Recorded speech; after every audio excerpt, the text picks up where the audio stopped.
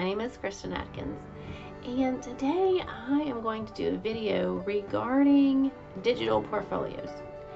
So last year, of course, we had COVID-19, and I couldn't get to meet any of my clients because of the restaurant shutdowns and so many restrictions and everything.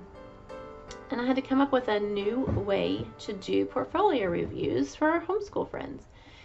The way that some of my other clients had done was to do them in a binder and mail them to me. This works great. I had another video that I'll list, here that you can watch on how to create the binder, and then simply mail that binder to me or to your reviewer, not necessarily me.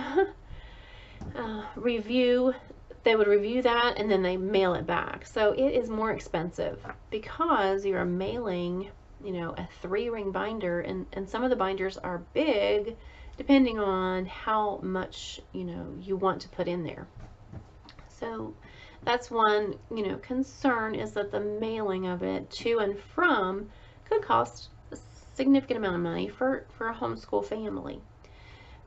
The next way that you could do your portfolio is with your phone.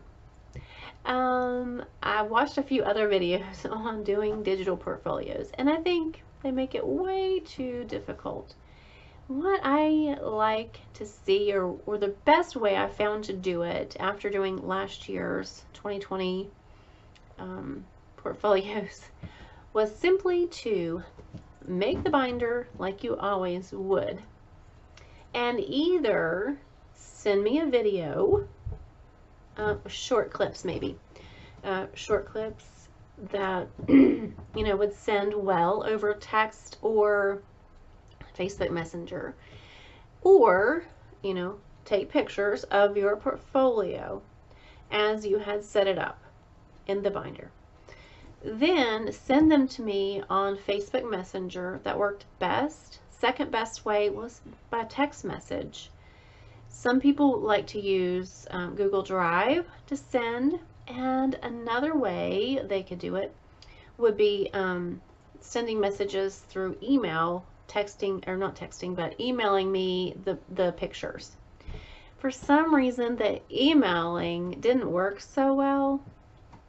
I'm not sure if it was my internet connection or whatever, but just emailing took forever with the pictures.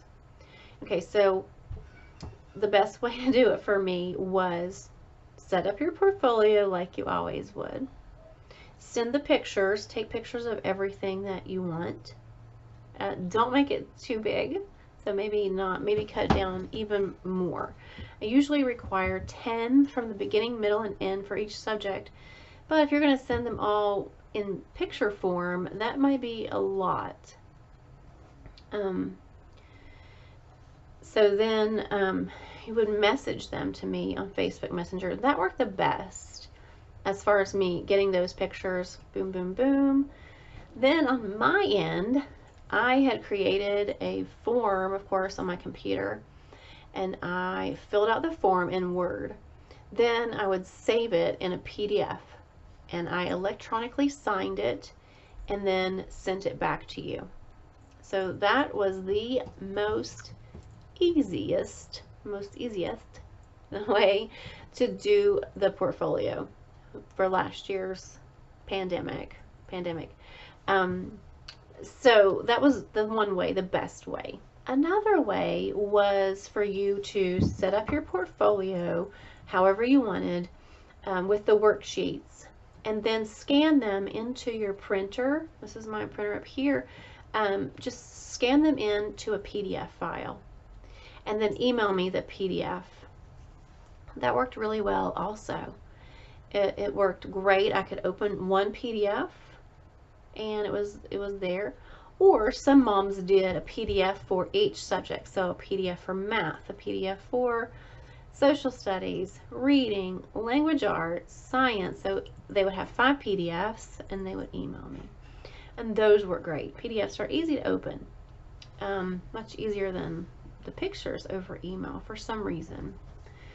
So those are the best way that I found. Pictures over Facebook Messenger worked great. Also, texting me the pictures worked great. A PDF email worked great. And then some people use like Google Drive for their documents, which was fine. I could get into that easily as well.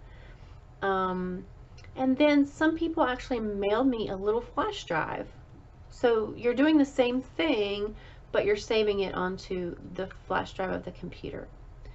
However you want to do it would be fine with me. I accept all kinds of methods, to review your portfolio. I still charge the same because my time that I'm actually reviewing is the same. So just because I'm doing it digitally doesn't mean I'm doing less work. The only other issue is if you mail the flash drive, I want to mail it back. So I need some funds for that. It's not probably very much. I can't remember right now. I think $3 or $4, but that would be maybe one issue. So if you have any questions on doing a digital portfolio, I saw so many videos and some of them were so wow. You can create a website.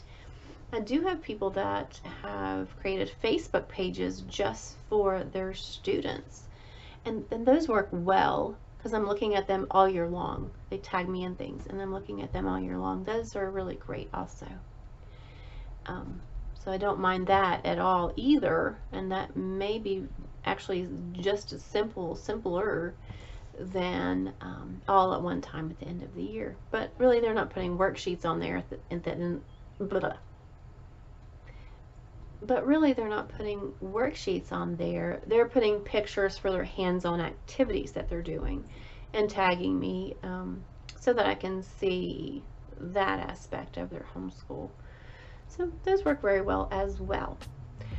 So if you have any questions, go ahead and put them down below. Comment. What are your expectations for digital portfolio? What do you think of when I say digital portfolio? Do you think of something magnificent and spectacular? It doesn't have to be. Digital just means you're using some kind of digital equipment, and it can be as simple as pie. So I hope you have a wonderful day. Spend time with your children and don't stress about your homeschool. Don't stress. Just comment below.